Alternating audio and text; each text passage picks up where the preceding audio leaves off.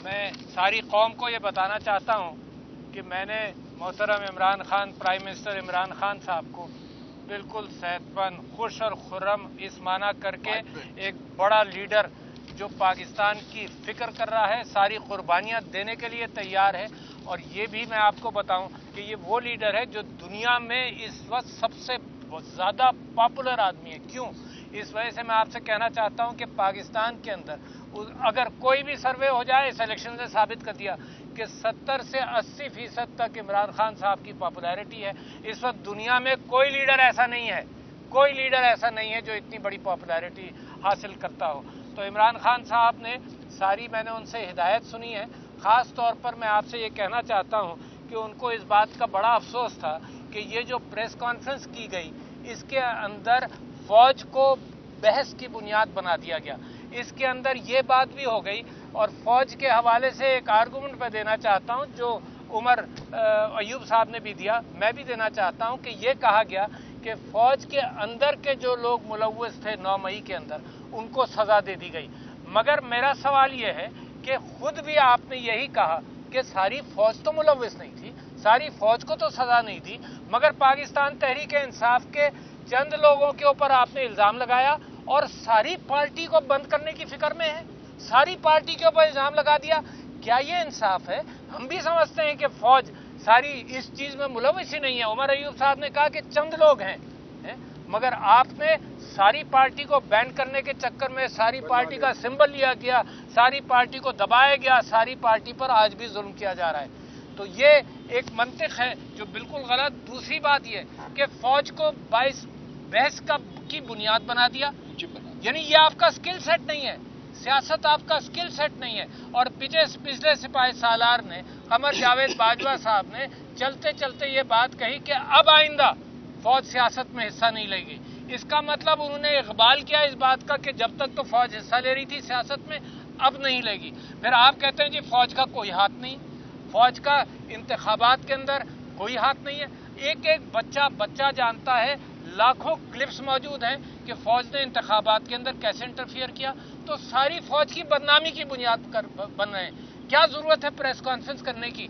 आपने फ़ौज को नुकसान पहुंचाया, फ़ौज की ऑर्गेनाइजेशन को नुकसान पहुंचाया, फ़ौज के बिजनेसेस का शोशा छोड़ दिया आपने, वो बाइस बहस बन गए। और इस वक्त हाल ये है कि क्रिटिसिज्म आपने पूरी फ़ौज पर इन्वाइट किया। चंद लोगों का काम है। इलेक्शन के अंदर जो मैंडेट छीना गया उसकी जिम्मेदारी सब लोग जानते हैं। हज़ारों क्लिप्स मौजूद हैं जिसके अंदर कुछ अहलकार जिम्मेदार हैं, कुछ अहलकार मौजूद हैं। और जब आप आकर ये कहेंगे कि नहीं ऐसे हम लोग कोई फ़ौज का इसमें हाथ नहीं है, फ़ौज का यकीनन हाथ नहीं है, मगर कुछ लोगों का फ़ौज के अंदर से कुछ लोगों का हाथ उसके अंदर है। तो मैं समझता हूँ कि पाकिस्तान के हालात के अंदर इस बात का इम्कान है। तीसरी बात आपने ये कही कि जी माफ़ी मांगी जाए, तो मुझसे का सवाल हुआ लाहौर में, तो मैंने ये कहा कि माफ़ी वो मांगे जिस पर जुल्म हो रहा है, या माफ़ी उनको मांगनी चाहिए जो जुल्म की बुनियाद बन रहे हैं। ये बड़ा अहम नुक्ता है। मैं इस जुल्म के बावजूद सारी कौम खड़ी है इमरान खान साहब के साथ, और मैं समझता हूँ इमरान खान साहब जो उम्मीद की किरण है, इस वक्त अक्लमंदी का तकाजा ये है कि ज़मीन को पहचाना जाए। इस वक्त अक्लमंदी का तकाजा ये है कि वो फ़ौज मेरी जिसने बड़ी खिदमत अदा की हैं, जिसके लोग शहीद हुए हैं, उस फ़ौज को बदनाम करना मैं समझता हूँ ये बहुत ही ख़राब एक्ट है। और इस अंदाज से ना आपका स्किल सेट है सियासत, ना सियासत में इंटरफेरेंस होना चाहिए, और सियासत से दूर रहकर जिन लोगों को कौम ने मैंडेट दिया है उनके ऊपर भरोसा करें। ये सोचना और ये कहना कि नहीं 70% पाकिस्तान के लोग और नौजवान गलत हैं और हम चंद लोग सही हैं, ये तो बिल्कुल एक गलत मंतिक है जो तबाही की तरफ ले जाएगी। ये बात भी मैं आपसे उजागर करता चलूं और बताता चलूं कि ये सारी जो स्टेटिस्टिक्स लेकर आए कि जी 7% लोगों ने ये भी वोट नहीं दिया इमरान खान को, ये 3% को, तो ये 1 साल से 18 साल के लोगों को भी इन्वॉल्व कर लिया इन्होंने। होता ये है कि अगर गलत कोई काम किया जाए, इलेजिटिमेट काम किया जाए, तो जो लोग कर रहे होते हैं वो लेजिटिमेट अथॉरिटी ऑर्गेनाइजेशंस को क्रिटिसाइज करते हैं। اور نتیجہ یہ ہے کہ جمہوریت کے اوپر تنقید چل رہی ہے.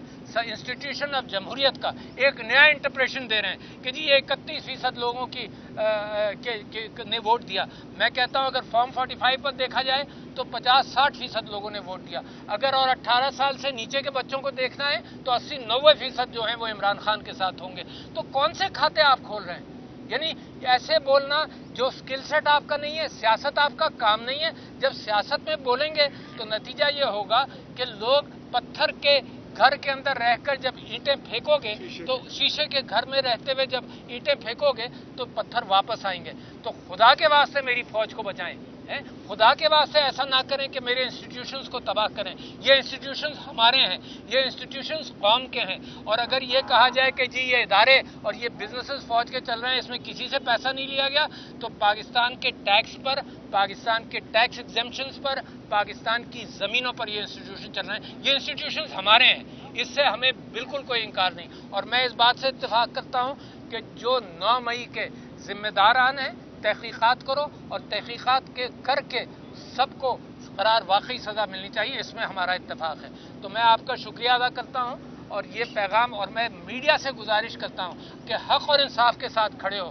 انسٹیٹیوشن آپ بھی بہت بڑے ہیں، زور زبردستی کے باوجود، جیسے میرے سارے بھائی میرے ہیروز ہیں جنہوں نے قربانیاں دی اور کھڑے رہے. میں چاہتا ہوں کہ میڈیا بھی اسی طرح سے کھڑا رہے. بہت شکریہ. تھینک یو جی، مہربانی. جب صدر مملکت کے عہدے پہ فائز تھے اس وقت بھی آپ نے ثالثی کی کوشش کی تھی، ایک دو ملاقاتیں بھی کروائی تھی عمران خان کی. کیا آج جو ملاقات تھی آپ کی، کیا کوئی پیغام لے کے آئے تھے؟ کیا کوئی راستہ آپ کو نظر آ رہا ہے کہ نکل سکتا ہے؟ جی راستہ بہت کلیئر ہے. بات کرنی پڑے گی. جو قوم جس 80% لوگوں کے نمائندوں سے بات کرنی پڑے گی.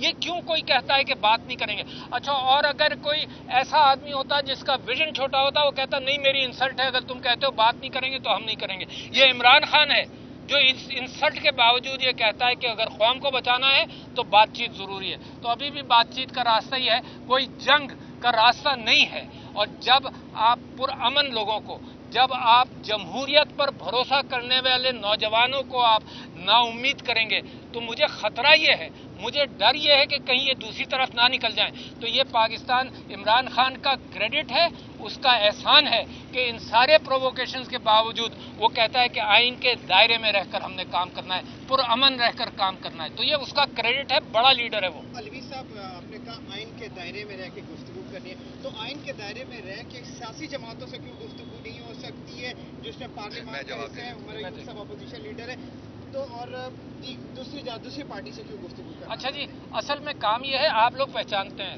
طاقت کس کے پاس ہے. فی الحال یہ سیاسی جماعتیں تو ملوث ہیں فارم 47 کے اندر. ان کا تو کوئی سروکاری نہیں ہے حکومت کے اندر. یہ تو دیمک کی اینٹوں پر یہ معیشت کا سچا راستہ کیسے بن سکتا ہے؟ یہ معیشت کی امید لگائی ہے ہم سب نے کہ معیشت بہتر ہوگی. کہ آپ تصور کر سکتے ہیں کہ ہر طرف جھوٹ ہو، ہر انسٹیٹیوشن کے پیچھے جھوٹ ہو اور معیشت کی دیوار سچی کھڑی ہو جائے گی. تو میں سمجھتا ہوں پاکستان کی معیشت کے ساتھ، پاکستان کی ساکھ کے ساتھ، میری فوج کی ساکھ کے ساتھ ایک مذاق کیا جا رہا ہے جو پاکستان کے لیے بڑی خطرناک کیفیت ہے. اس کے ساتھ ایک اور چھوٹا سا پوائنٹ ایڈ کر دوں جی کہ ان 3 جماعتوں کے علاوہ ہم تمام پولیٹیکل پارٹیز کے ساتھ ان ٹچ ہیں، ان کے ساتھ ہم انگیج کر رہے ہیں. پاکستان پیپلز پارٹی PMLN اور MQMP، کیوں ہم ان کے ساتھ انگیج نہیں کر رہے؟ کیونکہ وہ ہمارے مینڈیٹ جو چوری کیا گیا تھا وہ ان کی کشکول میں ڈالا گیا ہے، یہ اس کی بینیفیشریز ہیں. یہ خان صاحب کا سٹانس ہے.